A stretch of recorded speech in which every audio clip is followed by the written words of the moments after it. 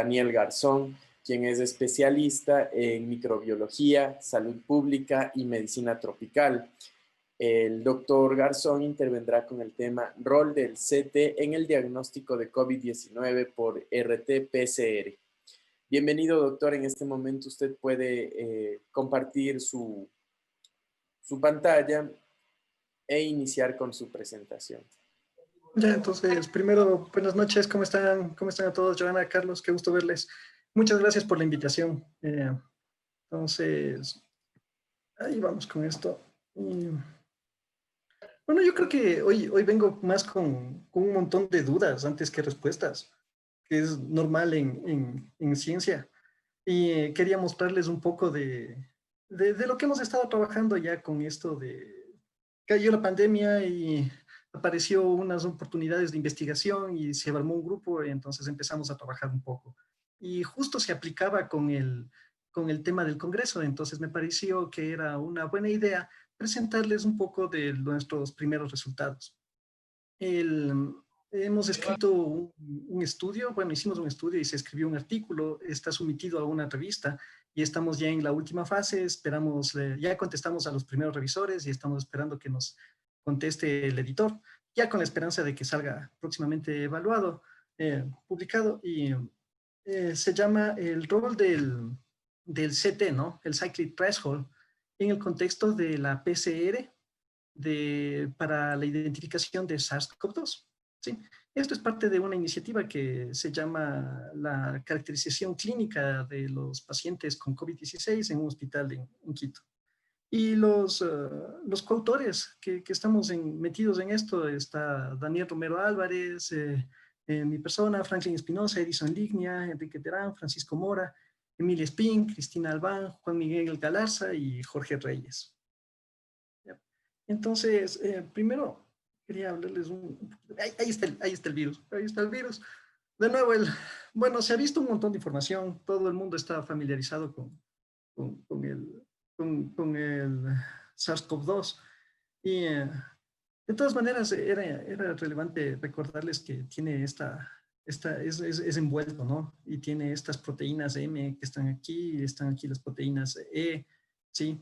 Y está la envoltura. Y claro, las proteínas de Spike, que son una de las más famosas, que son las que le permiten unirse al receptor y meterse en la célula.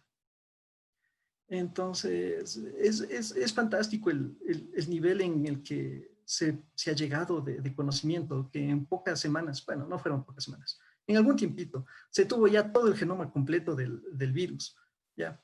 Y ya se sabe exactamente en dónde están y qué hacen cada sección de este genoma del virus. Entonces, hay este segmento ORF1A, que es muy conservado, ¿sí? Es bastante conservado.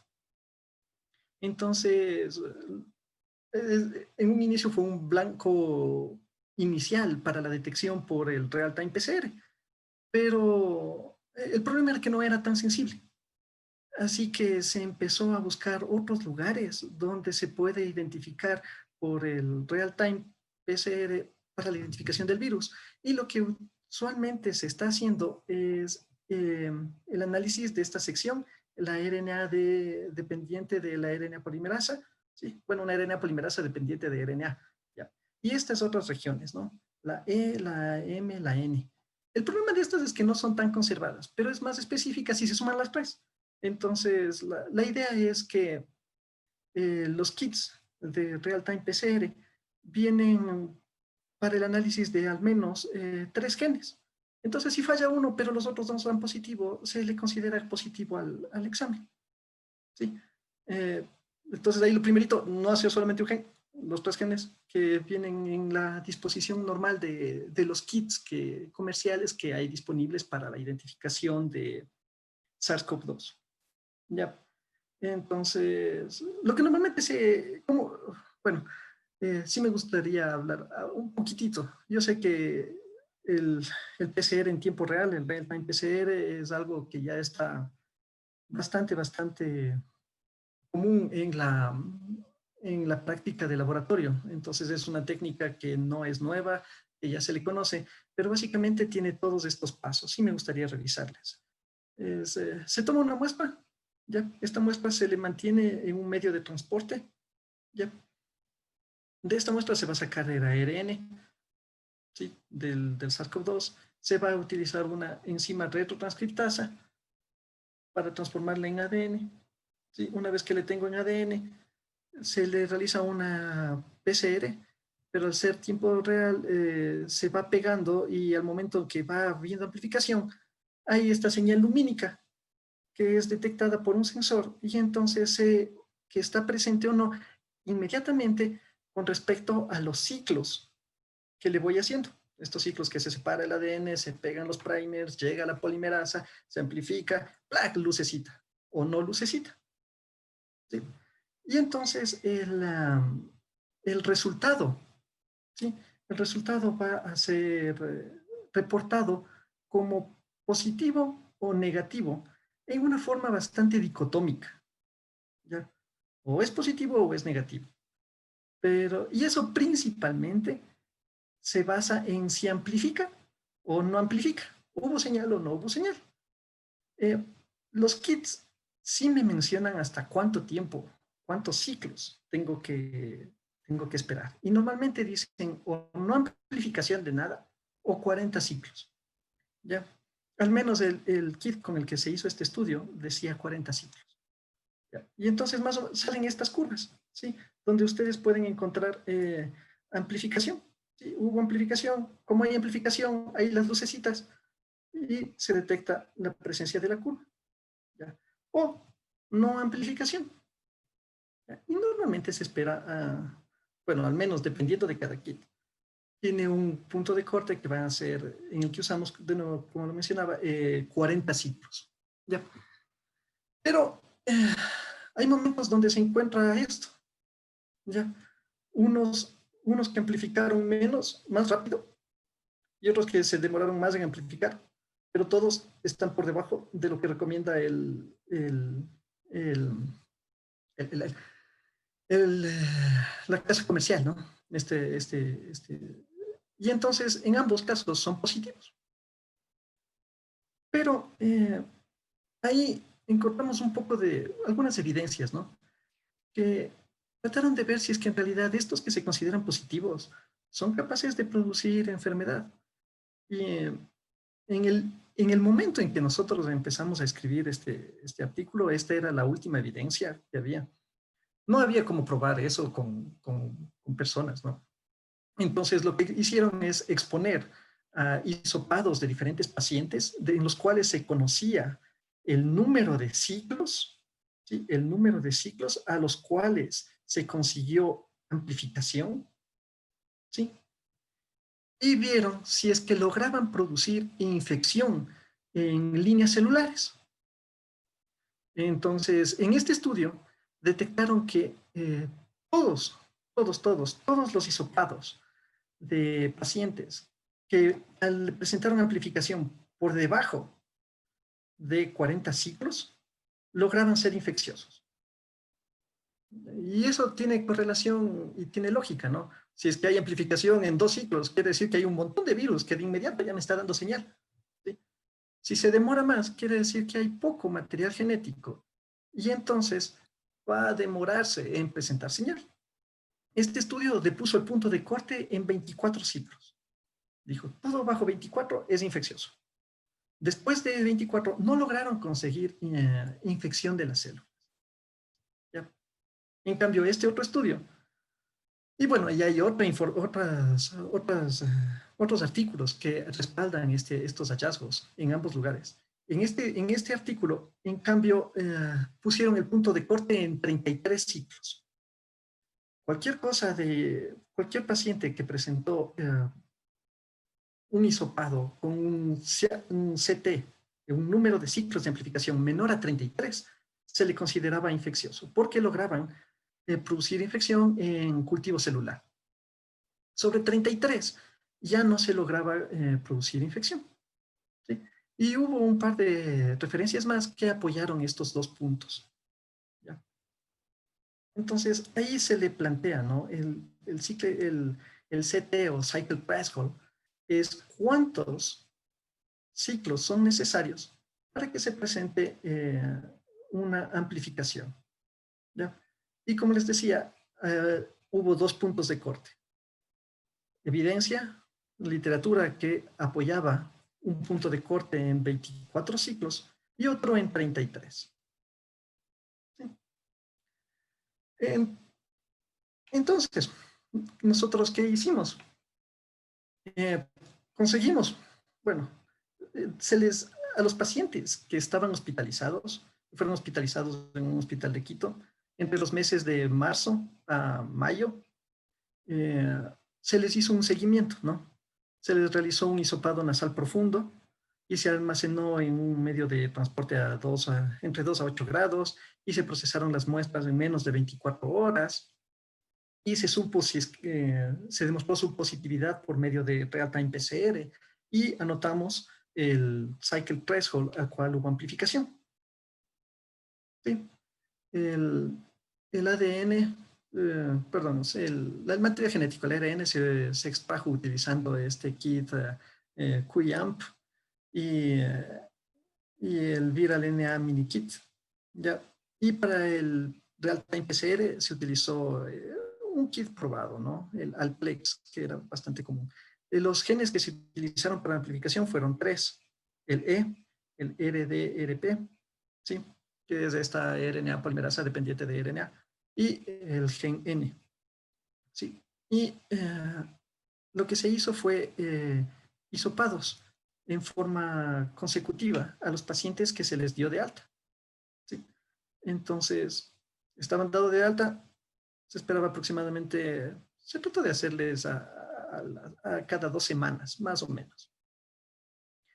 Y principalmente a los 9 días se les tomó un hisopado en el primer momento, en el primer test fue un poco más rápido, y después cada 14 días, más o menos, por 4 ocasiones, para ver si es que en realidad dejaban de ser positivos. Porque durante ese tiempo se les recomendaba que mantengan el aislamiento en sus propios hogares, ¿no?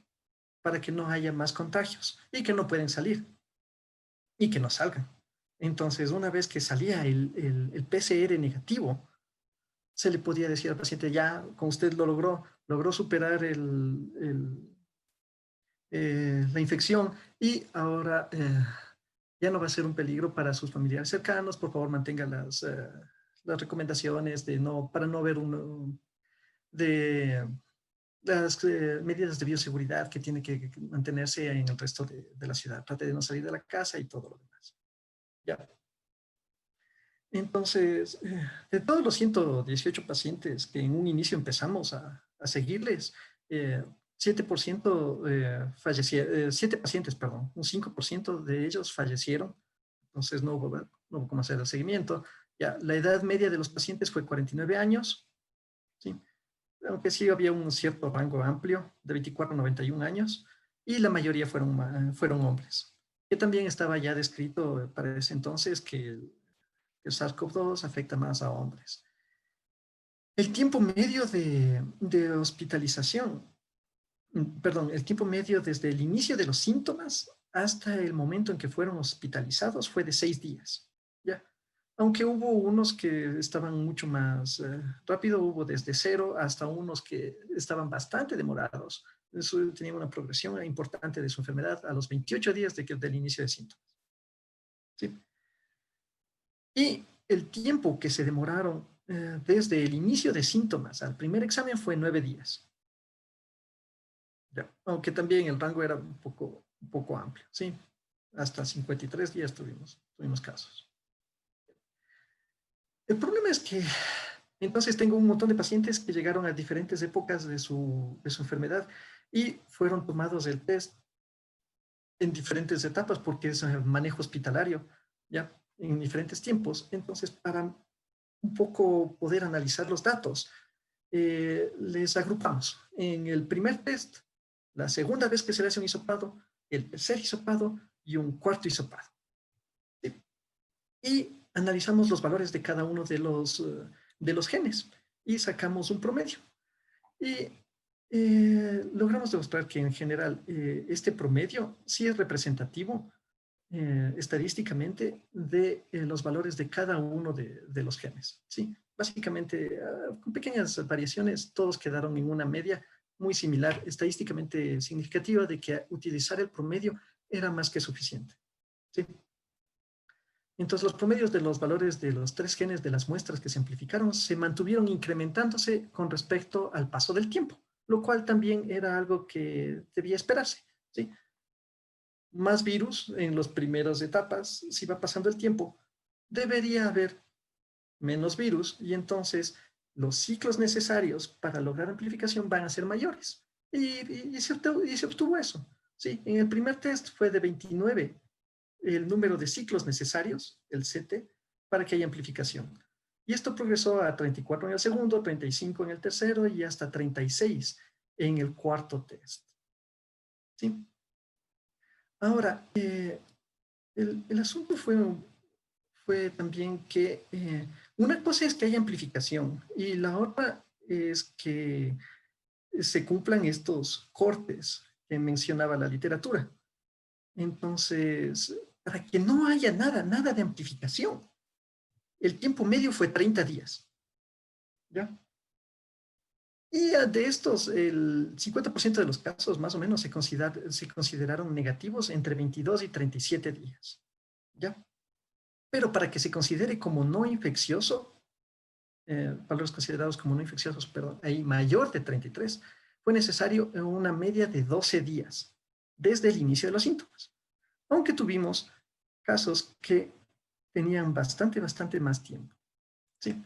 Entonces también se logramos hacer esto, ¿no? Una cosa es no amplificación y otra es con respecto a los valores de CT. Comparamos por debajo de 33 que se consideraba infeccioso, sobre 33 no infeccioso y 24. Por encima de 24 no infeccioso o infeccioso. Ya. Y la parte más relevante fue los outliers principalmente, los que no estuvieron con el grupo, porque encontramos que 4 pacientes presentaron un CT inferior a 33, que podría considerarse como infeccioso, durante el tercer test y uno en el cuarto test. ¿Sí? O sea, ya se le va tomando 4 veces y el paciente sigue teniendo un CT que podría considerársele como infeccioso. Y el paciente está, de acuerdo a la casa comercial, está como positivo. ¿Ya? Un caso continuó con un CT con promedio 31, que sigue siendo bajo a 33, hasta 53 días después del inicio de síntomas. ¿Ya? Entonces, se le probaba y continuaba positivo, y continuaba positivo, y continuaba positivo, hasta 53 días después de que empezaron los síntomas. Y podría ser considerado como infeccioso. Ya, para el segundo test, que en tiempo es mucho más cercano, ¿no? Sí. Aquí en la X tenemos el tiempo, aquí el valor de ST, y en los diferentes colores se encuentran los casos dependiendo de los test. ¿Ya? En el segundo test se encontraron 7 pacientes con valor menor a 33 después de 30 días del inicio de síntomas. ¿Sí? Y aquí el valor de la media del CT para el gen E permaneció por debajo del límite considerado como infeccioso hasta el tercer test. Eso aquí. ¿Ya? En el gen E, ¿sí? Hasta en el tercer test se le consideraba por debajo de este rango, que se puede considerar como infeccioso, por debajo de 33. ¿Sí? Los otros, en el tercer test, ya se encontraban por encima.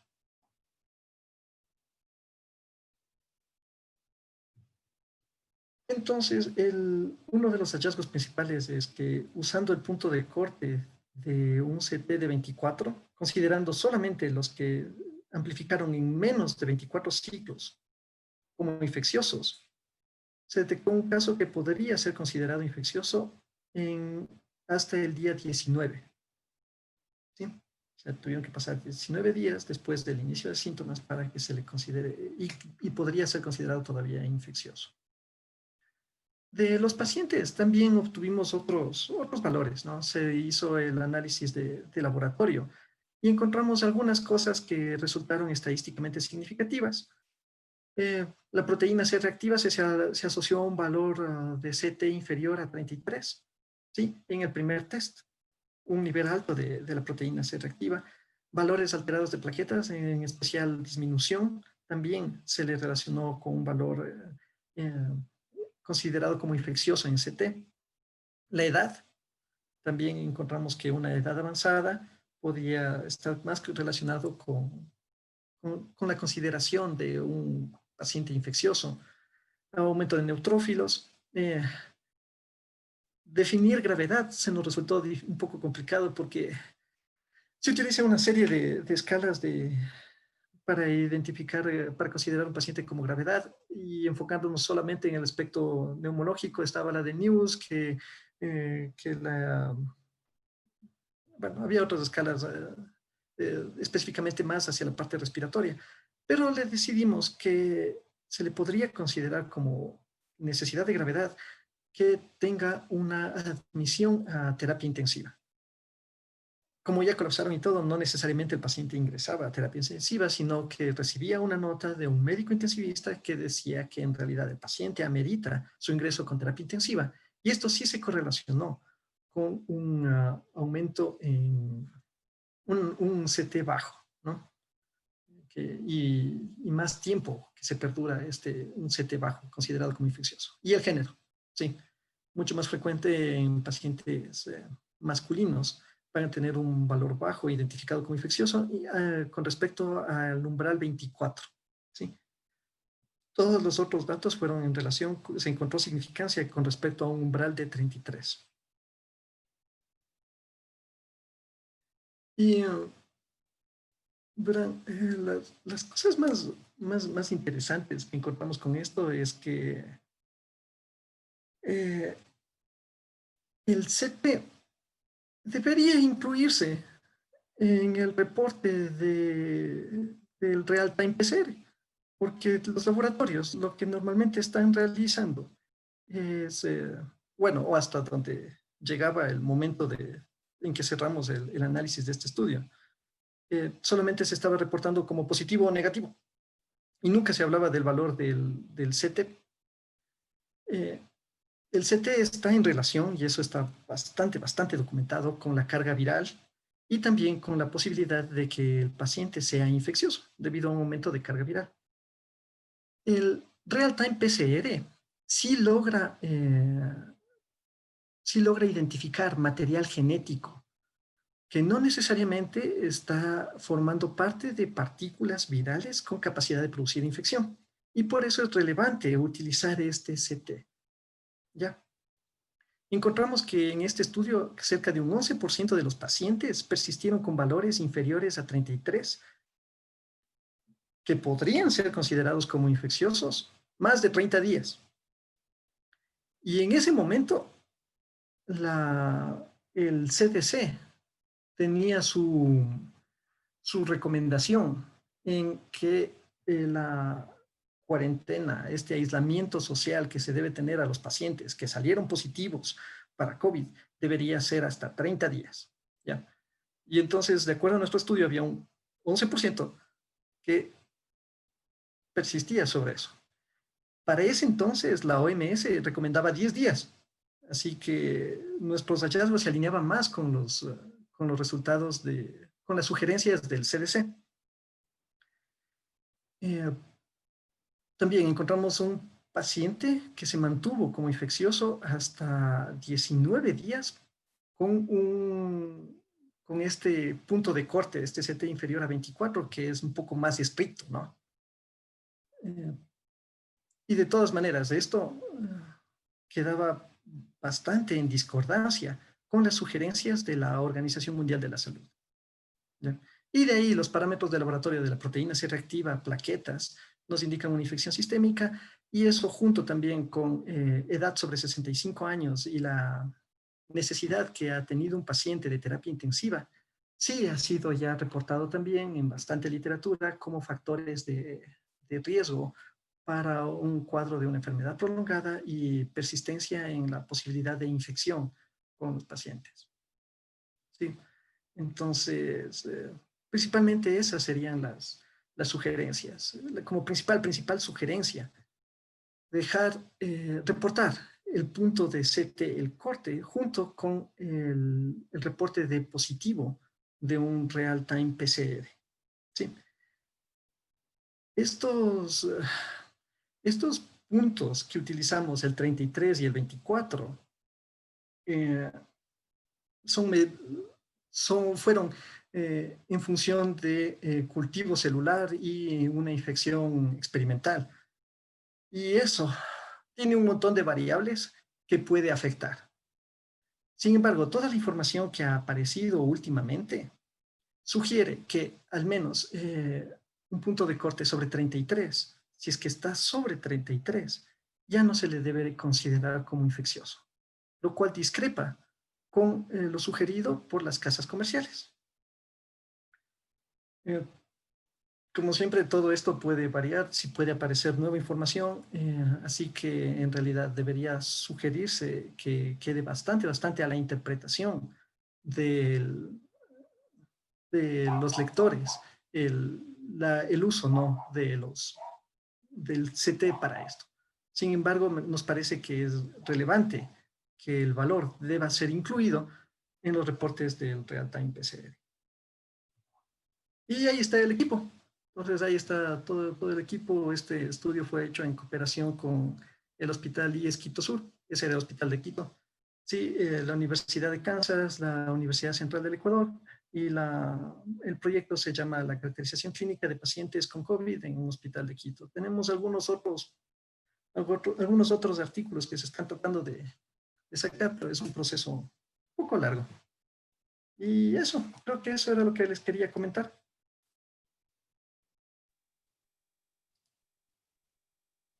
Gracias, Daniel. Súper bien tu exposición. Muchas gracias.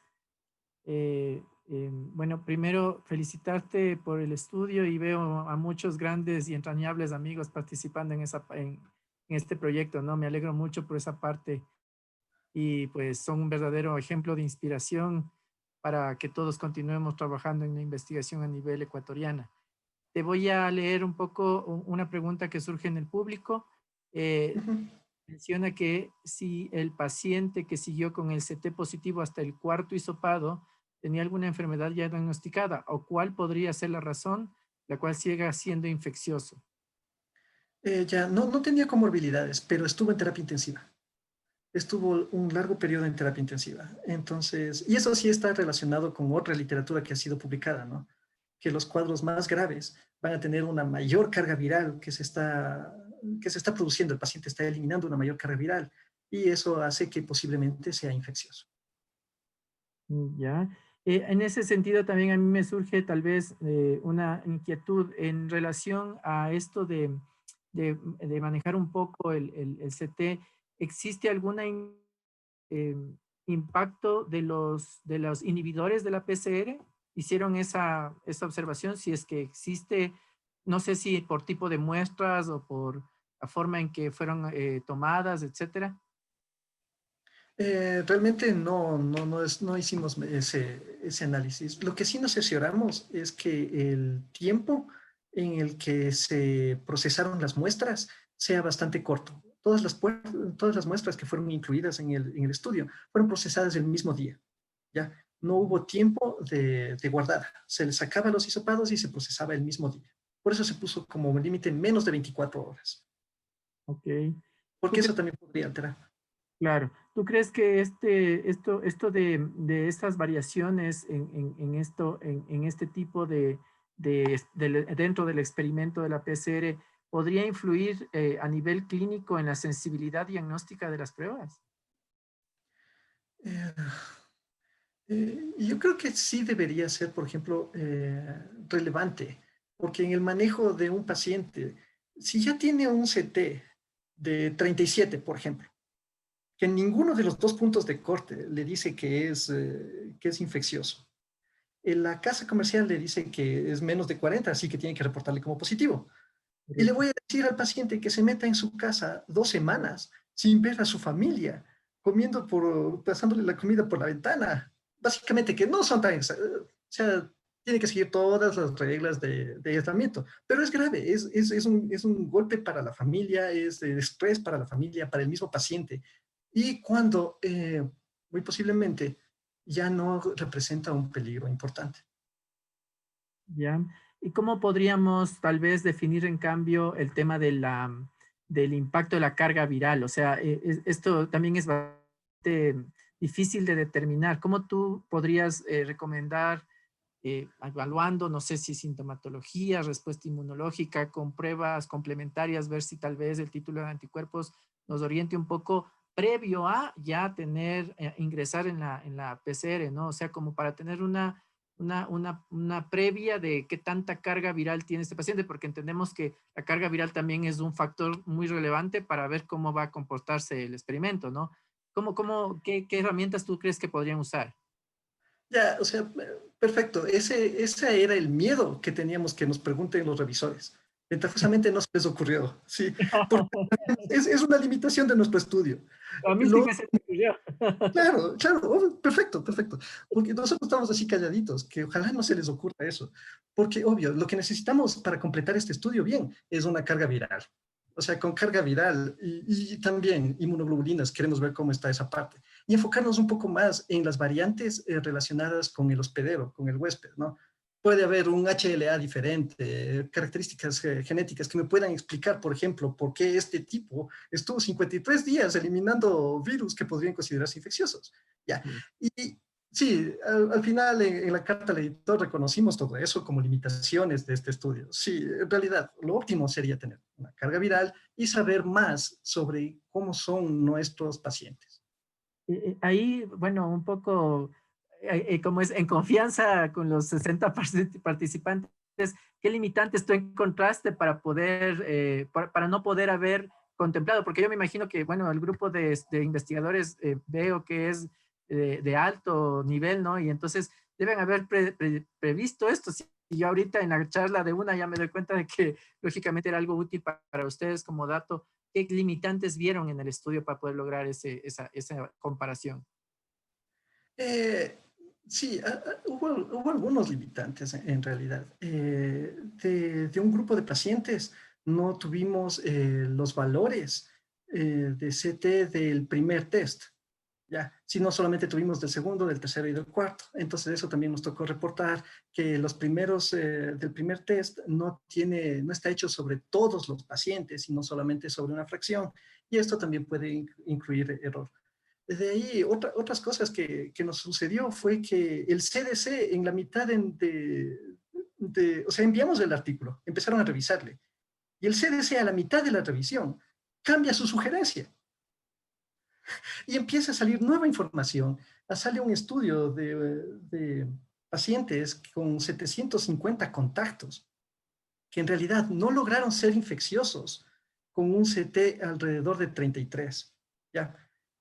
Hay como criticar ese estudio también, porque, y esos contactos estuvieron con mascarilla todo el tiempo, estuvieron muy de lado, cómo fue la transmisión, pero en realidad aparece bastante información muy rápido que lo mejor que intentamos hacer es lo más honestos posibles. Miren, tenemos estas limitaciones, hay esto de aquí, esto no nos cuadra, tomen con pinzas estos resultados, pero sí es una buena idea que le incluyan al CT y no solo digan positivo y negativo.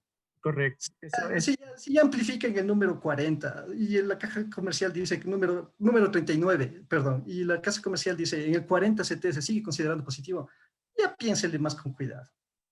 y lo que tú dices es importantísimo, ¿no? Casi en todas las pruebas de PCR debería ser al menos un dato importante que los médicos puedan interpretar y también que el personal de laboratorio pues le dé esta pequeña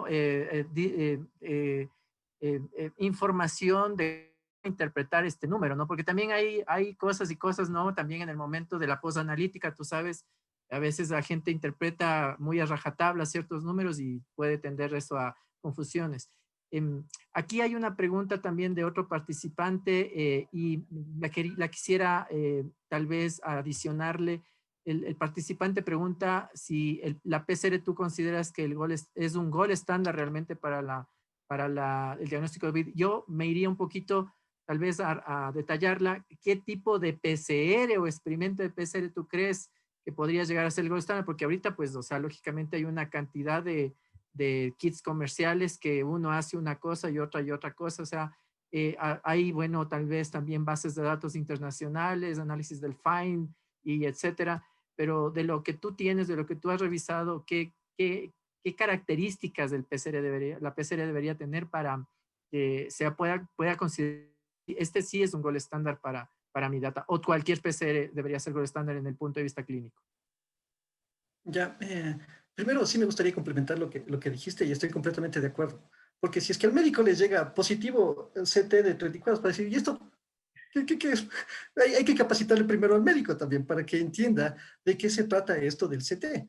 Y comprender, a mí me llevó un montón de problemas y confusiones, comprender que mientras menos es infeccioso. Bien. Hasta que ya le vi. Entonces sí, se necesita eso. De ahí, del gold estándar. Lo, lo, el problema también es que un estudio de laboratorio tiene que estar usado adecuadamente por el clínico. O sea, ¿y para qué quiero el estudio? ¿Cuándo va a ser un gold estándar? Quiero saber si es que en realidad tuvo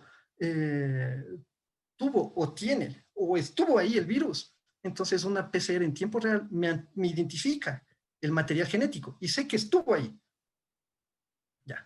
Pero eso, como te decía, puede ser que tuvo hace algún tiempo o está ahorita en pico junto con los síntomas. Por eso necesito el cuadro clínico del paciente. Yo creo que sigue valiendo, es muy efectivo. Bueno, es una de las herramientas costo-beneficio mejores que tenemos hasta el momento, el Real-Time PCR. Porque ya microscopía electrónica, pero hacer la microscopía electrónica en forma rutinaria a 250,000 pacientes, no. Lo que va a ser hasta cierto punto más factible es un Real-Time PCR, ¿sí? Eh, pero siempre con esta salvedad de acordarse que es tan sensible que puede detectar material genético, incluso cuando ya no sea parte de partículas posiblemente infecciosas. Ya, chévere, sí, pues, coincidimos. El gold estándar es la prueba mejor eficiencia disponible. Realmente no es que el gold estándar es el mejor, o sea, realmente el nombre como que a uno le desorienta un poco, pero en algunas enfermedades el gold estándar no llega ni a una sensibilidad que uno desearía ni especificidad porque es lo único que hay. Entonces así es en realidad. A veces hasta los pacientes son respuesta a tratamiento, ese es el diagnóstico al final.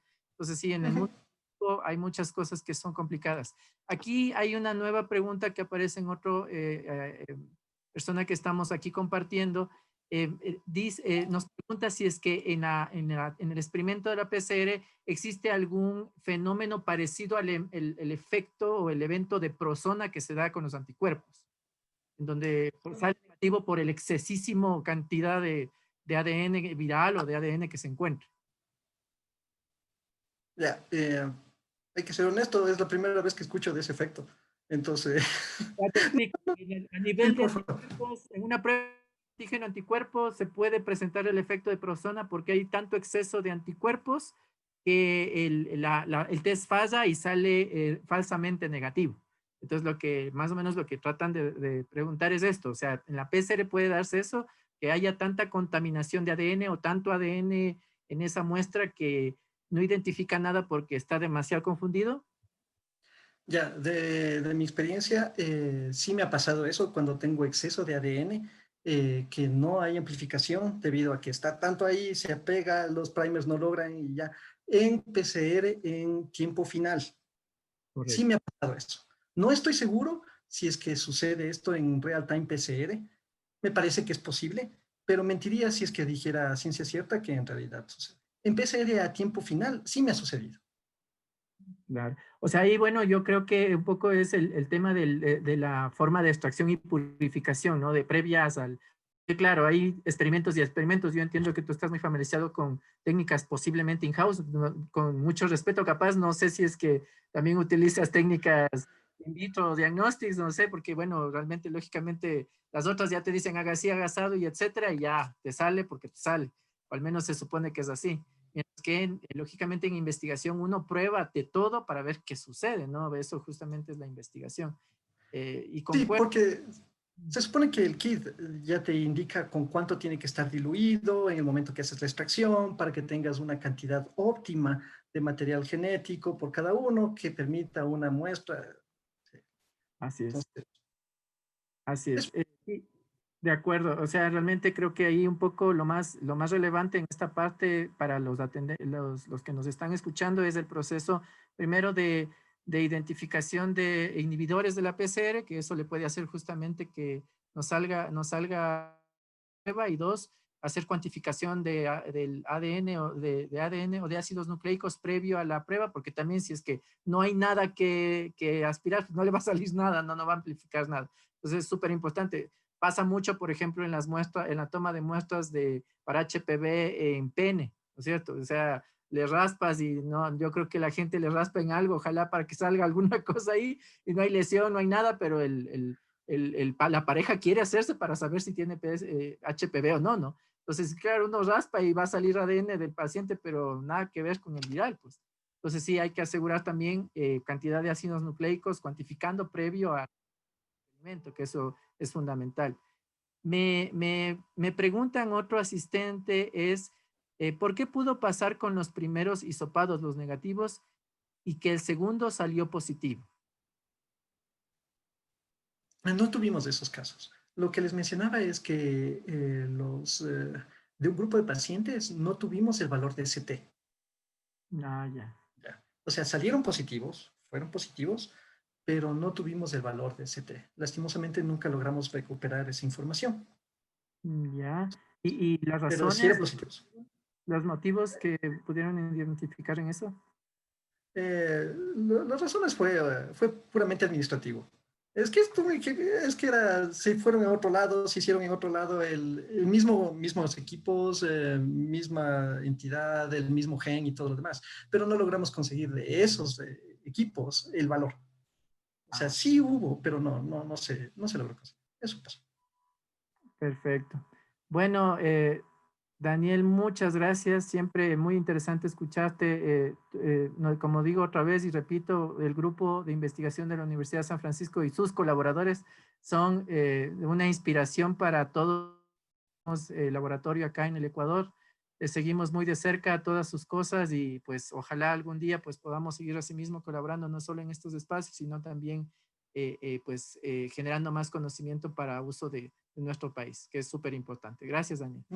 No, sí, sí, de ley, yo quiero seguir trabajando con ustedes, contigo, Carlos, tenemos algunas ideas, entonces, y muchas gracias a todos los colaboradores, a Joana, a J Eventos y a todos los asistentes, gracias por haberme escuchado y gracias por la invitación. Muchísimas gracias, doctor. Para nosotros siempre, como dice Carlitos, un placer contar con la participación de grandes profesionales. Y claro, este grupo de investigación de la San Francisco es de sacarse de sombrero, en realidad. Hoy ha sido una noche, una jornada increíble. Hemos tenido grandes profesores presentes y pues bueno, muchísimas gracias al público que está conectado. Muchísimas gracias nuevamente al doctor. Gracias, Carlitos. Por mí, que tengan una feliz noche todos. De la misma manera, una muy buena noche y recuerden que nos vemos el día de mañana.